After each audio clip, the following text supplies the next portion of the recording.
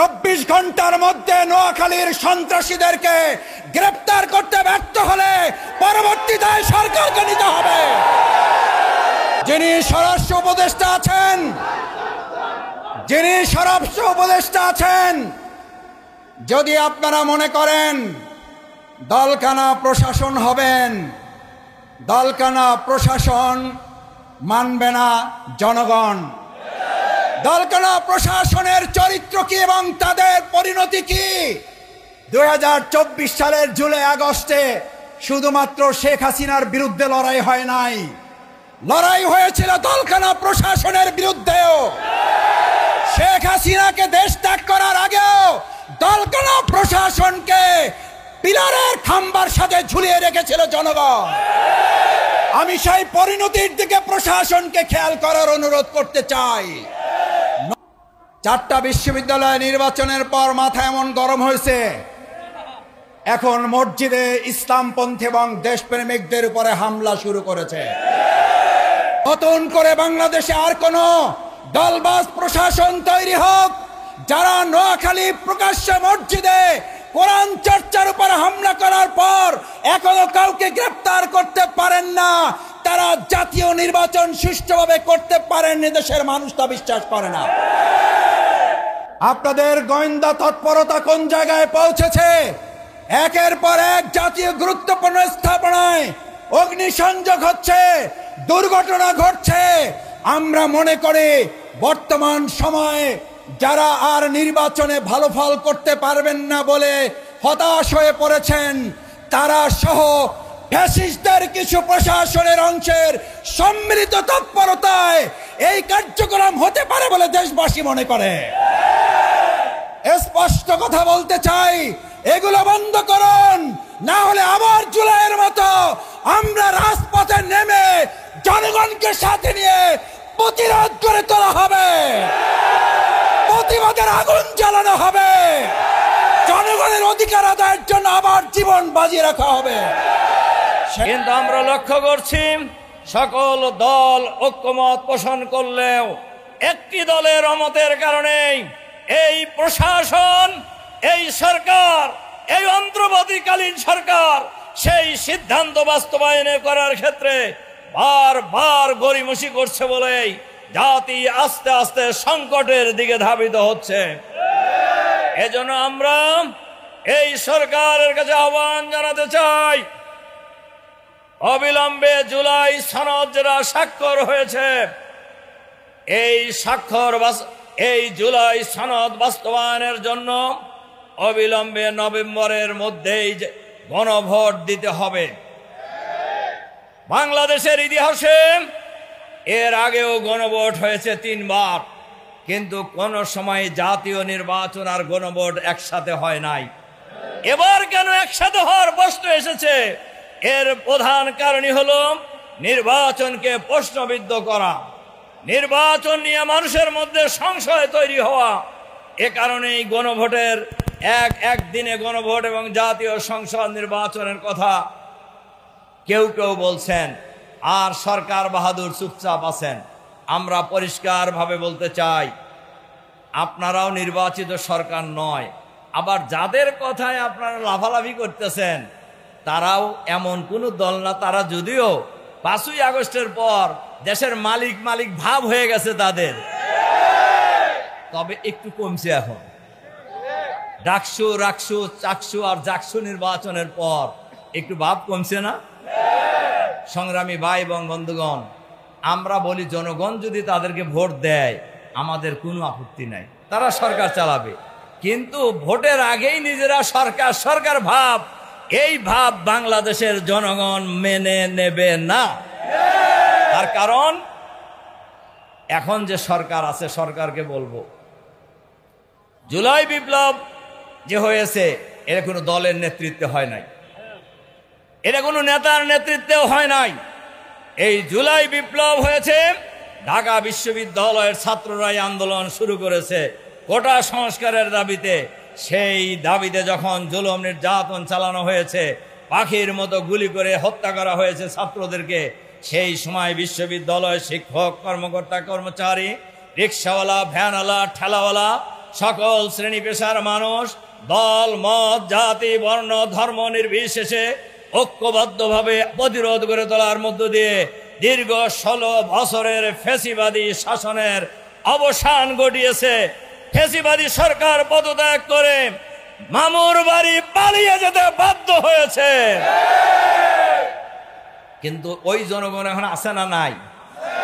সুতরাং সরকারকেও বুঝতে হবে, সব দলকেও বুঝতে হবে এই জনগণ এখনো আছে। শহীদ হয়েছে মাত্র 2000, আহত পঙ্গু হয়েছে মাত্র 40,000, আর বাকি কোটি কোটি মানুষ এখনো জীবিত আছে না?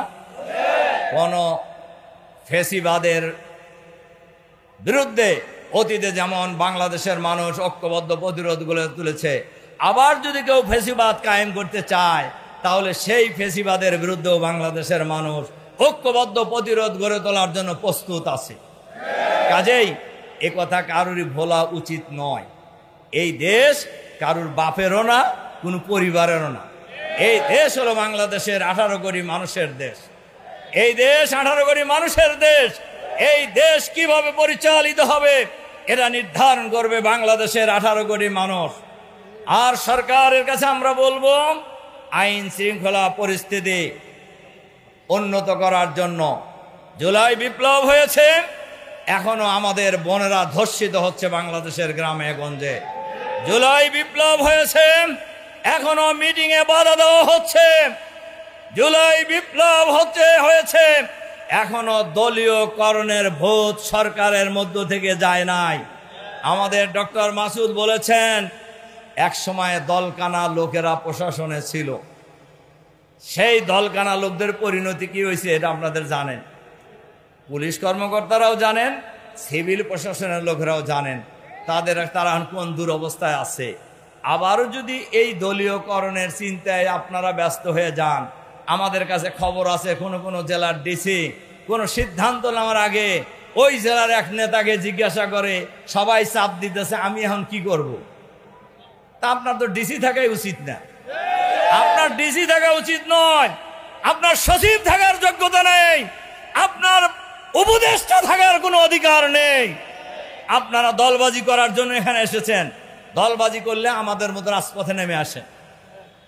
দলবাজি করার ইচ্ছা যদি কোনো উপদেষ্টার থাকে, দলবাজি করার ইচ্ছা যদি কোনো সচিবের থাকে, দলবাজি করার ইচ্ছা যদি কোনো নির্বাচন কমিশনারের থাকে, দলবাজি করার ইচ্ছা যদি কোনো পুলিশ কর্মকর্তার থাকে, তাহলে রিজাইন করে আমাদের সাথে রাস্তায় আসেন।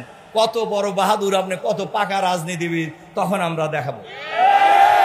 কিন্তু সরকারের অফিসে থেকে একটা দলের পক্ষে কাজ করবেন আর বাংলাদেশের মানুষ বসে বসে আঙ্গুল চুষবে, এটা মনে করার কোনো কারণ নেই।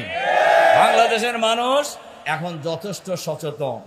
সবারই বোঝা উচিত, ঢাকা বিশ্ববিদ্যালয়ের নির্বাচনের আগে একজন টকশোতে একজন সিনিয়র নেতাকে জিজ্ঞাসা করছেন যে ভাই আর 3 দিন পরে তো, মানে উপস্থাপক জিজ্ঞাসা করছেন যে আর 3 দিন পরে তো ডাকসু নির্বাচন, কি বুঝতেছেন? কেন? ছাত্র দল পূর্ণ প্যানেলে বিজয়ী হবে। মানে কি বাহাদুরি ভাব দেখছেন না?